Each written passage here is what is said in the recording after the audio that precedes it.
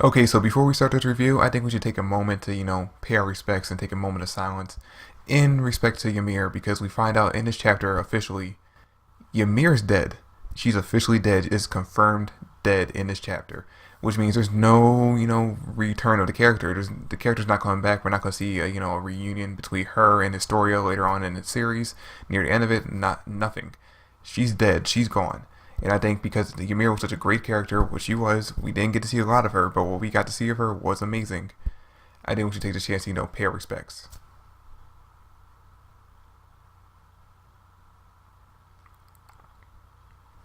Okay, enough of that shit. Let's get into the review. Okay, so this is going to be a quick little review because not a lot really happened in this chapter. I mean, for the first half of this chapter, it was basically just all politics talk, which, I was all for that. Everyone loves the politics talk. We don't want to see Titans. We don't want to see, any of the fighting, any of the deaths, any, the action. We just want to see politics. We just want to see grown men and women just sitting around a fucking table and talking politics all day long. That's all we want. No, but seriously though, the politics talks are pretty important, especially in this series and especially in this chapter, because we see the politics. We see the politics side from Aaron's side all the time, because they're the good guys. We're following them all the time, so we see what they're going through politically and action wise. But we don't really get to see the bad guys, on their political side much, and that's what we got to see in this chapter. Everyone over in the country of Marley, the enemies, the big bads, basically talking about how screwed they are. Now, you would think, why are they screwed? The entire series has just been done basically wrecking shit on the good guys. Well, they're screwed because they basically have put all of their military power into Titans. That's it. Just basically Titans. I mean, yeah, we saw last chapter that they have, giant Zeppelins, giant war blimps, ready to air bomb, mindless Titans onto their enemies. They didn't really put any of their, resources or technology into building up weapons and all that kind of shit, to help them fight against wars, which is something they actually realized kind of screwed them over in this last war. Because, this 4-year war, which we found out in this chapter that, yeah, even after the first 1-year time skip after chapter 90, I think it was, yeah, chapter 90, this whole, timeline that we're following now is 4 years even after that, so it's basically been like 5 years since the last time we saw Aaron and them. Anyway, in this 4-year war that the people of Marley have been fighting with the people of Ymir using their Titan powers, they basically were on the losing end of this war for a while because for the majority of the war, it was fought by ships and it was a navy fight. And the Titans couldn't support them for that because the Titans can't fight in the water. Now, if they had the Colossal Titan still, they probably could have fought that war, the Colossal Titan with how giant it is. It probably could have went into the ocean and taken out some of those ships easily. But they couldn't, so, they had to rely on ships coming in closer for them to attack them like they did in the last chapter, with the Beast Titan Zeke, throwing the rocks at them. Which is something they mentioned in this chapter, because, that kind of backfired on them too. Yes, Zeke in the last chapter was able to destroy the ships by throwing rocks and shit at them, but before he could destroy them, they almost took out the Armored Titan and almost took out Zeke if the Armored Titan hadn't jumped in the way. So they realized that, they're kind of relying too much on the Titans' powers and decide in this chapter that they're going to, take a step back from that and, try to develop their own military technology.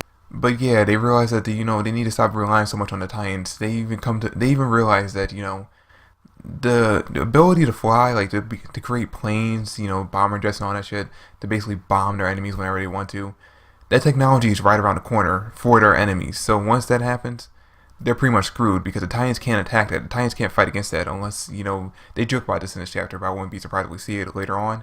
Unless there's a Titan that can fly, unless there's a Titan that somehow grows wings, there's no way they can defend themselves against that.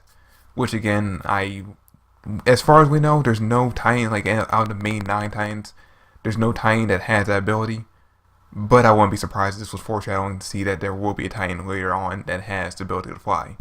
Not saying this for sure, but I wouldn't be surprised if there was one. But yeah, so the military of Marley basically comes to the decision that they're no longer going to rely on the Titans' powers. And then literally the next page over, they basically backtrack. They basically take 10 steps back from that decision because they let Zeke speak. Now, this is important because Zeke, even though he's the Beast Titan, he's basically the leader of the Titan forces. He's still a member of the people of Ymir. He's still a lower class citizen to them. So the fact that he was able to speak at this important, military briefing, the fact that he was even allowed to be there in the first place just shows how much respect they have for the guy. Which, of course, they will have respect for him. They even say in this chapter, why would they distrust a person that betrayed his own parents in order to join up with their army? I mean, his loyalty is pretty much proven at this point. So yeah, he basically speaks up and says, hey, creating this military strength is good and all, but you still need to rely on us Titans until you are at the level where you can compete with our enemies, and that's going to take a while. Now, in order for us as Titans, in order to keep up our strength and boost up our morale, have our people go out there and be willing to fight for us, even though it's a losing battle, we need to go invade the island and get back to control our Titan. We need to get back that power. And that's basically the plan they come with. They basically say, alright, here's our odds. We have our Titans here, we have all the Titans that we've shown. The Armor Titan, the Beast Titan, the Jaw Titan, which we'll talk about later on. We have all those powers, while the enemies have 4 Titan powers. They have the Attack Titan, the Control Titan. I actually don't even know what that's what it's really called, but I'm just calling it Control Titan for now. The Female Titan, which they're talking about Annie, which we still don't know which side she's going to be on when they eventually wake her up. And they have the Colossal Titan. And we find out in this chapter that in these past 4 years, they haven't just been leaving the island alone. They've actually sent a few warships over there. And Eren and, I'm guessing, Armin have actually taken out every ship they sent over there. So they know that, they have at least 2 Titans working over there for them. They have some military power, so it's not going to be an easy fight. But Zeke is determined to go back over there and take back the island, take back the, control, the Titan control. He's determined to do this before he dies, because he only has 1 year left. We find out in this chapter that he only has 1 year left as a Titan before he has to die and pass on power. Now, he already has the person he wants to pass it on to. Chosen is actually one of the few people. It's actually one of the new recruits that we saw in the beginning of this arc. But he's still not sure if he will actually pass it on to him. And the reason is because Zeke is actually special. The reason why Zeke is able to control Titans the way we've seen him do in the series is because since he's part of the royal family, he's able to take his spinal fluid, inject it into the Titans that he's going to, go into battle with. And that allows him to basically give them commands and control them and let them walk around at night. All that bullshit we've seen him do. So yeah, and that's the reason why he's able to do all that shit without having to command Titans' powers. But yeah, and that's basically their whole plan. That's basically the whole thing we see with Zeke. We see him basically say, hey, give me this year in order to, take back the island. And that's it. I'm going to do it for you. I want my revenge for my loss last time. Let me do this. Let me, prove myself again. So they give him the green light, and that's basically all we see of him. Then the chapter after that, after we get done with Zeke and head over to fucking Reiner, is just trying to hit you in the feels left and right. Because, alright, we see Reiner, he's waking up after being almost killed by the battleships in the last chapter. He wakes up to the Jaw Titan, the guy, Gillard, sitting right next to him, basically just watching over him while he sleeps. He thanks Gillard for, trying to help him out over there in the battlefield. And Gillard basically just tells him to go fuck himself. Because we find out in this chapter that Gillard is actually the fucking brother of the Titan, or the guy that Reiner and Bertold went over to the island with, that Ymir ended up eating. He's the brother of that guy, and the reason why he's the Jaw Titan, the reason why he's the new Titan on the team is because he ate Ymir. Ymir was officially the Jaw Titan, which makes sense because, one of her main features was the fact that she had razor-sharp jaws, or, powerful jaw and razor-sharp teeth. But yeah, he ate her, and that's when we get the confirmation that, yeah, her character is officially dead because he has her power. So the only way to get that is by eating her. We actually see the flashback of him about to do it. So yeah, and the reason why I bring this up because, with the latest episode of the Attack on Titan Season 2 that came out, everyone's talking about the whole, relationship between Ymir and Historia, whether, they're together, whether they're not, blah, blah. And from my understanding, in the anime is confirmed they're together, and the manga is left up in the air, so I don't know, you can talk about that in the comment section. I just wanted to bring that up real quick. But yeah, so we see the two of them talking. He's basically just bad-mouthing Reiner the whole time about, how he let his brother die, and how he shouldn't have, his brother shouldn't have been out there. He should have died instead. And then he says that he saw, reports and pictures of Reiner and Bertold while they're over there. And even though Bertold looked like he was trying to keep his distance from everyone throughout the entire time he was stationed over at the island, he said that Reiner looked like he was actually, being friendly with everyone, like he was on their side. And he basically says that Reiner, the entire time he was over at the island, was trying to copy his brother. Was basically trying to emulate the dead friend that he had lost on his way to their mission. Which makes sense. I'm not going to talk about it now because it's a whole other video in itself, but it makes sense for a lot of Reiner's, character that we've seen back in the beginning of this manga. But yeah, after they talk, some chick comes in, wobbling on some crutches. She says that she forgot how to walk because she's been in Titan mode for like 2 months straight. So I'm guessing this is one of the other Titan powers, or like one of the other main 9 Titans that we just don't know about yet. We'll get more of her later. Then we see Reiner checking with the recruits that we've been following from this arc.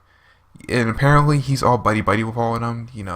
They're all, just celebrating, having a good time. Then we get this fucking heartbreaking scene where Reiner and the kids are, about to head into some city. They're all walking away. Reiner's watching them from afar. And he just has a flashback to when him, Annie, the brother of the new Jaw Titan, and Bertold are all being sent over, or like walking down somewhere. Like, I guess they're being sent over to the island or whatever. They're being selected to be sent over to the island. And he's just like, he starts crying a little bit. He reaches out his hand and says, "Don't go." And the flashback ends. The kids look at him like, "Reiner, what the fuck's wrong with you?" He tried to play it off like, "Yeah, I'm just mean, don't go to the city yet. You guys aren't ready for that shit yet. Let's go over to, our barracks or whatever."